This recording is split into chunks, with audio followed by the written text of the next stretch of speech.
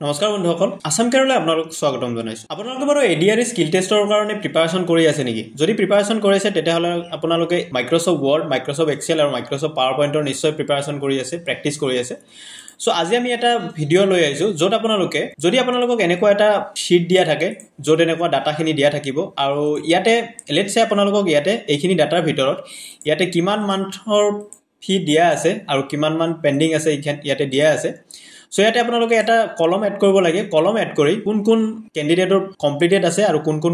ক্যান্ডিডেটৰ pending আছে ফি pending আছে monthly ফি pending আছে তাৰে এটা কলম বহাব লাগে আৰু যিজন ক্যান্ডিডেটৰ পেন্ডিং আছে সেইজন ক্যান্ডিডেটৰ গুটেই লাইনটো ৰঙা হ'ব লাগে আৰু যিজনৰ কমপ্লিটেড আছে গুটেই লাইনটো গ্ৰীন হ'ব লাগে সো এটো ফৰমেটিং কৰিব লাগে আপোনালোকে কন্ডিশনাল ফৰমেটিং আৰু ডাটা ভ্যালিডেশন ইউজ কৰি এই দুটা কাম এটো ওয়াৰ্কশিটত কৰিব লাগে তেতিয়াহলে আপোনালোকে কেনেদৰে কৰিব এটো আমি এই ভিডিওটো আজি শিকিম তো আপোনালোকে যদি এডিআৰই স্কিল টেষ্টৰ কাৰণে প্ৰিপাৰেচন কৰি আছে আৰু আপোনালোকে স্কিল টেষ্টৰ কাৰণে কোৱেশ্চন পেপাৰ বিচাৰি আছে তেতিয়াহলে আমাৰ ডেসক্ৰিপচনত থকা লিংকত ক্লিক কৰি আপুনি আমাৰ এডিআৰই স্কিল টেষ্টৰ কোৱেশ্চন পেপাৰ বান্ডিল কিনিব পাৰে আপোনালোকে পেমেন্ট কৰাৰ পিছত তাতে দিয়া গুগল ফৰ্মখন ফিল আপ কৰি সাবমিট কৰাৰ 5 মিনিটৰ ভিতৰত আপোনালোকৰ WhatsApp নাইবা ইমেইলৰ থ্ৰু আপোনালোকে PDF টো পাই যাব সো বলক হেতু আমি কেনেকৈ কৰিব লাগে চাও এটা কৰাৰ কাৰণে এটো আমাৰ ডাটা শীট দিয়া আছে ইয়াতে আমি কলমত আমি এড কৰিম কমপ্লিটেড আৰু পেন্ডিং সো ইয়াতে প্ৰথমতে আমি কলমৰ হেডটো লিখি লৈছো pending/completed প্ৰথমতে আমি ইয়াতে পেন্ডিং আৰু কমপ্লিটেডৰ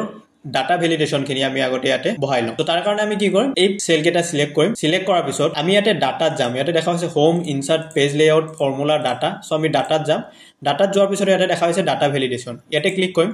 ক্লিক কৰাৰ পিছত প্ৰথম অপচনটো যেটো আছে ডাটা ভ্যালিডেশন তাতে ক্লিক কৰিম তাতে ক্লিক কৰাৰ পিছত ইয়াতে দেখা হৈছে allow any value so any ভ্যালুটো আমি লিষ্ট কৰিম লিষ্ট কৰাৰ পিছত ইয়াতে দেখা হৈছে সোৰ্স আছে সোৰ্স আপোনালোকে কৰিব পাৰে ইয়াতে এক্সট্ৰা কৈ আপুনি শীটত এক্সট্ৰা কৈ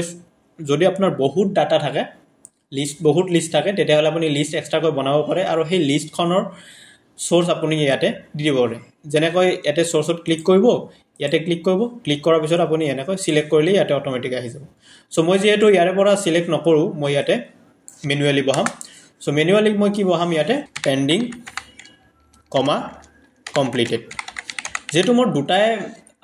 ডাটা আছে সো মই ম্যানুয়ালি বহাই দিলো ম্যানুয়ালি বহাৰ দিয়াৰ পিছত আপুনি ইয়াতে ওকে প্ৰেছ কৰি দিব ওকে প্ৰেছ কৰাৰ দিয়াৰ পিছত দেখা হৈছে ইয়াতে মই যিকোনো সেলত যদি ক্লিক কৰো সাইডত মোৰ ড্ৰপ ডাউন মেনু আছে যত আমাৰ পেন্ডিং আৰু কমপ্লিটেড লিখা আছে সো মই ইয়াৰে পৰা সিলেক্ট কৰিব পাৰিম সো এতিয়াৰ কাৰণে এটো টপ সো ইয়াতে পৰা আমি তলত দেখা হৈছে ইয়াতে ক্লিক কৰিলে নাই কাৰণ আমি ডাটা ভ্যালিডেশন এইকেটা সেলৰ কাৰণেহে কৰিলো সো এতিয়া আমি কি কৰিব লাগে কন্ডিশনাল ফৰমেটিং বহুৱাই আমি এখন শীটত কোন কোনটো কমপ্লিটেড কোন কোনটো পেন্ডিং আছে হেতু আমি ইয়াতে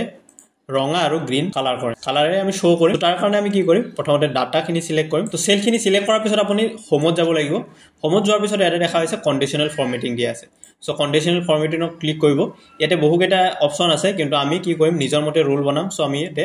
নিউ ৰুলত ক্লিক কৰিম নিউ ৰুলত ক্লিক কৰাৰ পিছত ইয়াতে বহুটা অপচন দিয়া আছে যেটো আমি নিউ ৰুল নিজৰ মতে বনাম সো আমি ইয়াতে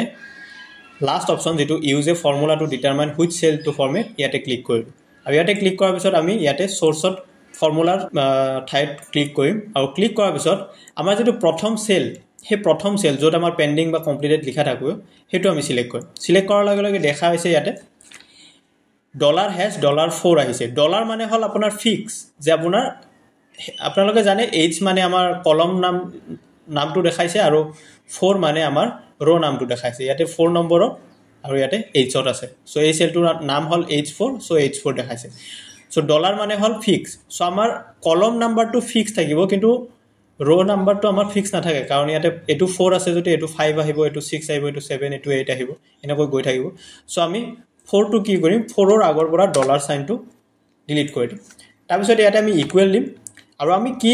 দেখাব লাগে যে H4 ত কি থাকিলে আমাৰ কন্ডিশনটো এপ্লাই হ'ব সো কি থাকিলে হ'ব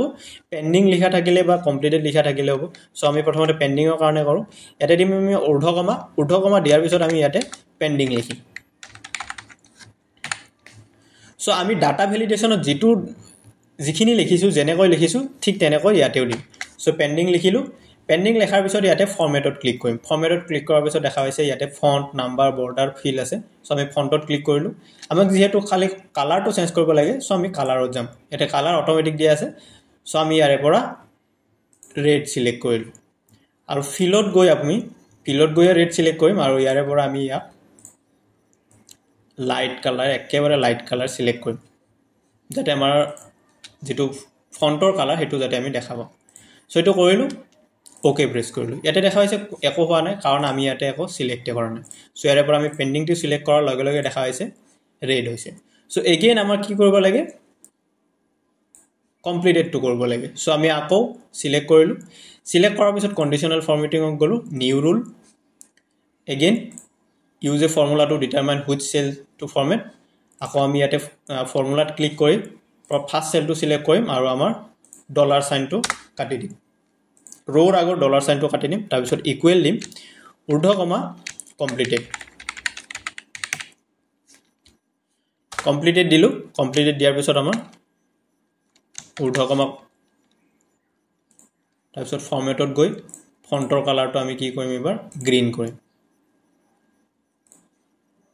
ফন্টৰ কালাৰ গ্ৰীন কৰিম ইয়াক আমি আৰু অলপ গ্ৰীন কৰি দিম ডাৰ্ক কৰি দিলো তাৰ পিছত ফিলত গৈ আমি কি কৰিম লাইট কালাৰ দিম মোৰ কালাৰত গৈ আৰু অলপ লাইট কৰি দিলো ওকে এন্ড ওকে সো এটা যদি আমি এবাৰ কমপ্লিটেড সিলেক্ট কৰো তেতিয়ালে দেখা হৈছে গ্ৰীন আহি গৈছে এটো যদি আমি কমপ্লিটেড সিলেক্ট কৰো গ্ৰীন আহিব এটো যদি পেন্ডিং সিলেক্ট কৰো ৰেড আহিব সো আপুনি ফৰমেটিং খিনি কন্ডিশনাল ফৰমেটিং খিনি এডিট কৰিব পাৰে সো মেনেজ ৰুলত যাব ইয়াৰ পৰা আপুনি এডিট কৰিব পাৰিব যেটো আপুনি এডিট কৰিব খোজে হেতু এডিট কৰিব পাৰিব তো আপোনালোকে যদি এডিআৰ স্কিল টেষ্টৰ কাৰণে প্ৰিপাৰেচন কৰি আছে আৰু আপোনালোকে স্কিল টেষ্টৰ কাৰণে কোৱেশ্চন পেপাৰ বিচাৰি আছে তেতিয়ালে আমাৰ ডেসক্ৰিপচনত থকা লিংকত ক্লিক কৰি আপুনি আমাৰ এডিআৰ স্কিল টেষ্টৰ কোৱেশ্চন পেপাৰ বান্ডিল কিনিব পাৰে আপোনালোকে পেমেন্ট কৰাৰ পিছত তাতে দিয়া গুগল ফৰ্মখন ফিল আপ কৰিব ফিল আপ কৰি সাবমিট কৰাৰ 5 মিনিটৰ ভিতৰত আপোনালোকৰ WhatsApp নাইবা ইমেইলৰ থ্ৰু আপোনালোকে PDF টো পাই যাব